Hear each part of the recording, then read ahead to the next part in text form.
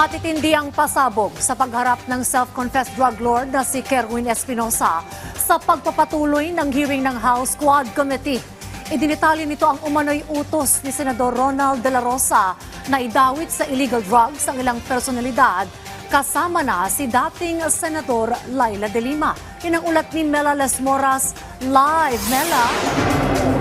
Dayan, mainit at puno ng emosyon ang naging ikawalong pagdinig ng House Quad Committee ngayong araw. Sumentro sa issue ng umano'y extrajudicial killings noong nagdaang administrasyon ang talakayan ngayong araw.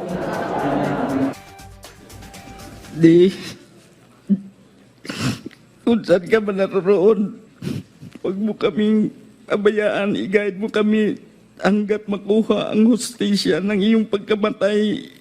Hindi napigilang maiyak ni Kerwin Espinosa sa kanyang pagharap sa pagdinig ng House Quad Committee ukol sa iligal na droga at umano'y extrajudicial killings noong nagdaang administrasyon. Giit niya, biktima rin kasi umano ng EJK ang kanyang ama na si dating Albuera Leyte Mayor Rolando Espinosa na namatay sa piitan matapos madawit sa illegal drug trade. Si Kerwin dati ring naakusahan bilang drug lord pero itinanggi na niya ito at ngayon naabsuelto na rin sa mga kasong may kaugnayan sa iligal na droga. Sa kanyang testimonya, tahasang inakusahan ni Kerwin sinooy PNP Chief at ngayon Senador Bato de la Rosa na siya umanong nag-utos na idawit niya sa iligal na droga ang ilang personalidad kabilang na si dating Senadora Laila De Lima.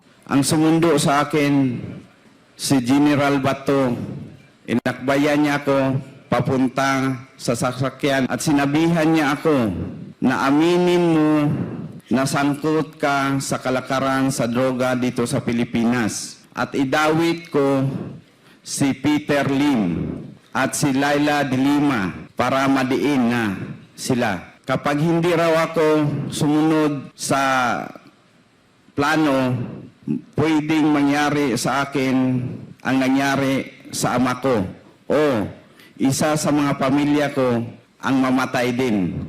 Paniwala ni Espinosa na pag-initan umano ang kanilang pamilya noong nagdaang administrasyon dahil lamang hindi sila kaalyado ni dating Pangulong Rodrigo Duterte. Kasunod ng kanyang mga revelasyon, may mensahe siya para kina dating Senadora De Lima, Senador De La Rosa at dating Pangulong Duterte. Humihingi ako ng kung ma'am, kung nagsubaybay ka ngayon sa hearing dito sa Quadcom, patawarin niyo po ako na nadala sa o na uto-uto sa panahon na yon na idamay ka po na walang katotohanan naman. Sir Bato de la Rosa, sana po magbago na tayo na iwasan natin na gumagawa lang ng senaryo dahil sa politika. Mr. Duterte, sana po i-validate nyo po bawat report na marinig mo sa iyong paligid na ganito, ganyan, ganyan, si Fulano. I-validate nyo ng maigi para walang taong masaktan. Sa isang pahayag, agad namang pumalag si Senador De La Rosa at nagbanta pa laban kay Espinosa. Masasabi ko lang kay Kerwin Espinosa, sinungaling siya. Kapag nakita ko siya, suntukin ko siya sa mukha. Masyado siya sinungaling. Bukod naman kay Espinosa, humarap din sa pagdinig ang mga kaanak ng umano'y EJK victims noong nagdaang administrasyon. Isang misa rin ang idinaos sa Kamara ukol dito. Hinggil naman sa issue ng illegal pugos, pinaaresto na rin ng Quadcom ang misis ni dating presidential spokesperson Harry Roque na si Myla Roque dahil sa paulit-ulit itong pagliban sa pagdinig ng joint panel. Idinadawit ang mag-asawang Roque sa illegal pugos. Giit ng Quadcom, bagamat nagsanga-sanga na ang mga isyong tinatalakay nila, makakaasa ang publiko na tanging katotohanan lang ang nais nilang mapanaig. Hindi po natutulog ang hustisya. Gagawin po namin ang lahat ng aming makakaya upang magampanan ang aming tungkulin bilang mga mambabatas.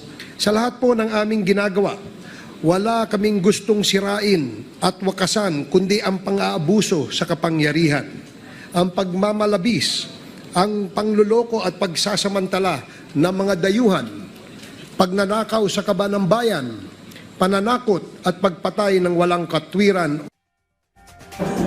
Dayan sa mga puntong ito ay patuloy itong nga talakayan ng Quad Committee patungkol sa iba pang issue hinggil nga sa EJK.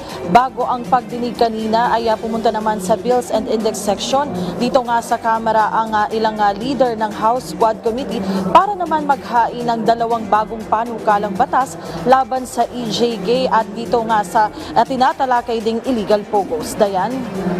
Mela, mabibigat nga yung mga isiniwalat dyan sa naturang pagdinig. Pero ito, Mela, kung ating maaalala, si Kerwin Espinosa ay naghain ng kanyang kandidatura sa pagka-alkalde sa Albuera, Leyte. Hindi naman ba nagagamit yung pagdinig dyan sa Quadcom para sa kanyang publicity o media mileage dahil nga siya'y tatakbo sa pagka-alkalde, Mela? Yes, Dayan, mainam na lamang din at naitanong mo, kanina sa talakayan nga dito sa pagdinig ay isa yan sa mga ipinunto ng mga mambabatas na maaaring politically motivated itong statement ni Kerwin Espinosa dahil nga siya ay kakandidato para sa posisyon na iniwan noon ng kanyang namayapang ama. Pero ang iginigit nga ni Kerwin Espinosa kanina, Dayan, talagang handa siya na bitawan o i-cancel yung kanyang COC na inihain niya kamakailan lang para lamang sa hustisya para sa kanyang ama. So ibig sabihin niyan, Dayan, talagang iginigiit niya na ito ay walang halong politika at gusto lang namang manaig itong katotohanan at hustisya sa nangyari sa kanyang ama. Kaya willing pa siya na umatras sa pagkandidato bilang ang alkalde. Ang sinasabi naman, Dayan, sa panig ng mga kongresista, talagang gusto nilang mag-ingat at mapanaig yung katotohanan. At ito, Dayan, sabi din ng Quadcom, hindi ibig sabing naghain nga o nagbigay nga ng testimonya dito sa kanilang pagdinig. Yan na yung katotohanan. Kahit pinag-aaralan nila lahat nga ng anggulo para matiyak na yung katotohanan talaga yung mananaig. Dayan. Maraming salamat, Mela Lesmora.